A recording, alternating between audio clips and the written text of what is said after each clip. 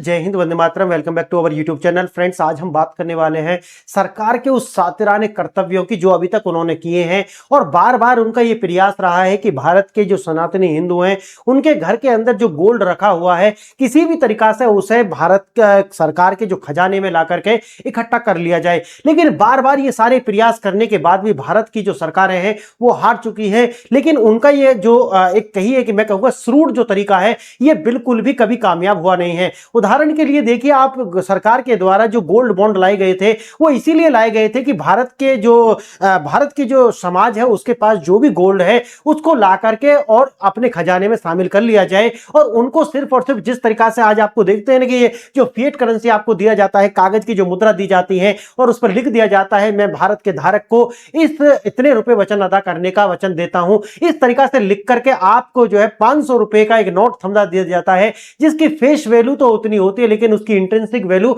उतनी होती नहीं है। उसी तरीका से आपके जो गोल्ड है उसके साथ भी यही किया जाना सरकार बार बार ये प्रयास कर रही है। कुछ अभी खबर ऐसी निकल करके आई थी कि भारत सरकार का एक और श्रूड तरीका है और वो ये है कि वो चाहती है कि भारत के जो टेंपल्स हैं, जो हिंदुओं के टेंपल्स हैं, उनके पास जितना भी गोल्ड है उसको ला करके सरकार की तिजोरी में भर लिया जाए। देखिए, ये जो कार्य है हम तो सरकार से यही कहेंगे कि आप ये मत करिए, क्योंकि आप अगर ये करते हैं तो आप एक समाज के तौर पर भारत की कमर तोड़ने का कार्य कर रहे हैं। देखिए, आपने कहा कि ईरान वार चल रहा है, आप गोल्ड मत खरीदिए, ठीक है, लोग गोल्ड नहीं खरीदेंगे, लेकिन आपके ये जो तरीका जो आप कर रहे हैं ना तो आपके लिए सही होने वाले और ना ही समाज इसको स्वीकार करेगा। तो देखिए, सरकार का ये जो पूरा का पूरा जो इन्होंने जो कार्य किया है इसको सरकार ने कहा कि भाई हम जो ये नहीं कर रहे। अभी खबर बीच में भी निकल करके आई थी, उन्होंने डिनाई कर दिया इस बात के लिए कि नहीं, हम स्वर्ण जो मंदिर है उनके स्वर्ण को लेने के भी कोई नहीं है, ना हम भारत के जो परिवारों में जो गोल्ड रखा हुआ है उसकी भी हम बात नहीं कर रहे हैं। लेकिन कहीं ना कहीं जिस तरीका की जो खबरें हैं अगर हम डॉट कनेक्ट करके देखेंगे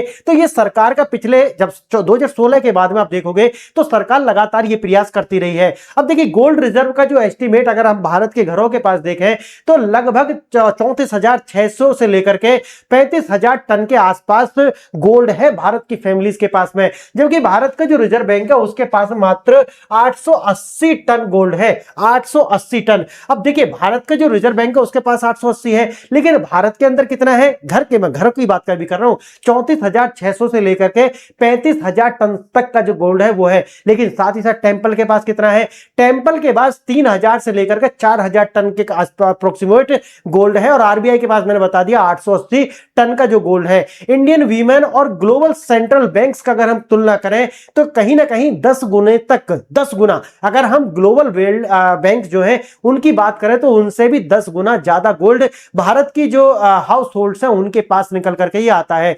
अगर हम पूरा इसका ऐतिहासिक कॉन्टेक्स्ट देखते हैं तो इन्वेजन बाय द ग्रीक्स और रोमन्स, उनके द्वारा ये कार्य किया गया। इस्लामिक और यूरोपियन लुटेरेस जो है उनके द्वारा भारत का गोल्ड लौटा गया। 1962 के अंदर आप जानते होंगे कि इंदिरा गांधी के जो गोल्ड जो था, जो इनकी चूड़ी वगैरह थी, उन्हें लेकर के भारत को ऐसा दिखाया गया कि देखिए, भारत की जो प्रधानमंत्री की बेटी है वो भी देश के लिए अपना जो आभूषण है उन्हें दान कर रही है, तो भारत के आम नागरिकों को नहीं करना चाहिए। और उस समय में भारत का जो गोल्ड है वो इन्होंने चूज कर रख लिया। तो बार बार सरकारें ऐसा करती रही हैं और ये जो कार्य है वो तो सिर्फ एक सिंबॉलिक था। अब ये तो नहीं पता कि उन्होंने गोल्ड दिया था या नहीं दिया था, लेकिन दिखाया तो ऐसे ही गया था। और इसी के साथ में एक और बहुत बड़ी हिपोक्रेसी निकल करके आती है। आप जानते हैं कि भारत के अंदर एक विशेष समुदाय है जो करते तो कुछ नहीं है लेकिन दिखाते ऐसे हैं कि देश के लिए जैसे सभी का खून शामिल है। अब वो खून कहां से गिरा है? बताते हैं कि वो खतना करते समय गिर गया है, उसी को वो कह देते हैं कि हमारा भी खून शामिल है। बाकी जो खून शामिल था उसके लिए वो भारत का 33% हिस्सा पहले ही ले चुके हैं और फिर भी कहते हैं कि भारत किसी के बाप का नहीं है। ये दो ढीठता है, इसके लिए एक अलग तरीका की बेशर्मी चाहिए। अब देखिए, इसी के अंदर एक शांति दूत था हैदराबाद का निजाम, उसने कहा था कि मैंने भी गोल्ड दिया है। बाद में जब जो आरटीआई लगा करके पूछा गया कि क्या वास्तव में निजाम ने कभी गोल्ड दिया था, तो बताया गया बिल्कुल भी नहीं दिया था। उसने कोई गोल्ड नहीं दिया था भारत सरकार को। 1962 वाले में ये जो भारत का जो गोल्ड है ये कभी दिया ही नहीं गया था, इसीलिए ये भी सब झूठ है। अब बात करते हैं इकोनॉमिक पॉलिसी और इसकी क्रिटिसिज्म की। देखिए, 2015-16 से लेकर के सरकार लगातार ये प्रयास करती रही है कि जो भारत के हाउस होल्ड्स के अंदर जो भी जो सोना रखा हुआ है उसको इसको कैसे ही भी अपनी तिजोरियों के अंदर भर लिया जाए।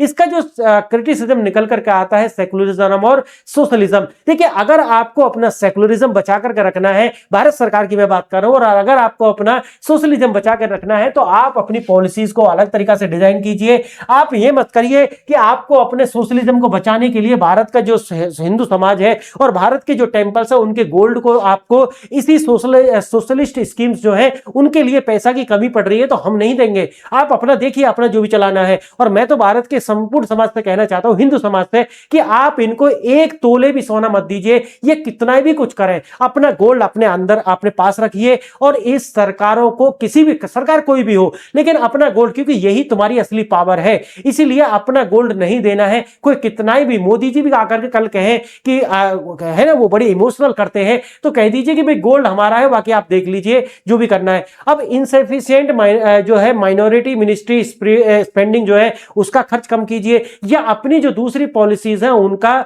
ज्यादा से ज्यादा आप जो है उनका कर्टेल कीजिए, उनके अंदर खर्चा कम कीजिए, तो आपको बहुत सारा पैसा बच जाएगा। तो इससे हिंदुओं से ये कहने की बजाय कि आप अब गोल्ड कम खरीदिए या फिर गोल्ड को जमा कीजिए, या फिर हिंदुओं का जो टेंपल है उनके जो गोल्ड है उनको बेचने की बात हो, तो एक सरकारों को यही सलाह है, ये कार्य मत कीजिए। कि हम सरकारों पर विश्वास नहीं करते, क्योंकि समस्त हिंदू समाज को इस सरकारों के द्वारा लूटा गया है। आजादी आप देखे होंगे कि 1947 के बाद में मुसलमानों को उनका देश मिल गया, लेकिन भारतीय पहले भी गुलाम थे, आज भी गुलाम है भारत के। सोचिए कि आज भी अगर जब रिस्पॉन्सिबिलिटी की बात आती है तो समाज को, हिंदू समाज को आगे कर दिया जाता है, और जब लेने की बात आती है तो फिर माइनॉरिटीज है, ये वर्ग है, वो वर्ग है, ये सब आपको निकल करके सामने आ जाते। तो मेरा मानना यह है कि सरकारों की अब ये हिपोक्रेसी है, ये नहीं चलेगी, और अब हिंदू समाज इसे कम से कम सहने के लिए तैयार नहीं है। अब देखिए डिसेंट्रलाइजेशन, गोल्ड होल्डिंग्स जो है वो सरकार कुछ भी करे, ये होने वाली नहीं है। अवॉइड द जो gold bonds and paper schemes,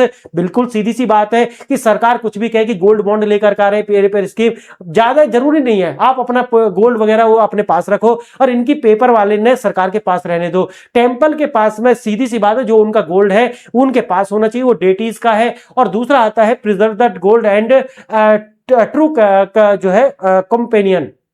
सीधी सी बात है, जो हमारे पास गोल्ड है वही हमारा सच्चा साथी है एक सोसाइटी के रूप में। तो सीधी सी बात निकल करके आती है कि हम अपना सोना नहीं देंगे। और अब इस तरीका से आपने देखा होगा कि ये सब कुछ अब नहीं चलेगा। अब भारत का जो हिंदू समाज है वो भी जाग रहा है, और हम भी इसी का कार्य कर रहे हैं कि भाई सरकार कुछ भी करे, ना तो अपना गोल्ड देने की आवश्यकता है और अपना सामान अपने पास रखना है। अब ये नहीं चलेगा कि माइनॉरिटी अपीजमेंट और सोशलिज्म हिंदू उसको मोनेटाइज करेंगे, हम बिल्कुल भी उसे नहीं करेंगे। अब सरकारें अपना देखें और हिंदू समाज अपना देखेगा, क्योंकि रिस्पॉन्सिबिलिटी ही सिर्फ और सिर्फ हिंदू समाज के हिस्से में आई है। ना तो उसे कभी आजादी मिली है और ना ही उसे कभी भी उसके हिस्से का जो रिस्पेक्ट है वो मिली है। तो हम ये आगे करेंगे नहीं। और सरकारों को अब समझना चाहिए कि हिंदू समाज रिस्पॉन्सिबिलिटी अब लेने के लिए ना तो सेकुलरिज्म की हम रिस्पॉन्सिबिलिटी उठा सकते, ना ही आपके सोशलिज्म की हम उठा सकते, और ना ही आपके साथ अब हम खड़े हो सकते। हमारा जो समस्त हिंदू समाज है अब वो आपके ये सब सेकुलरिज्म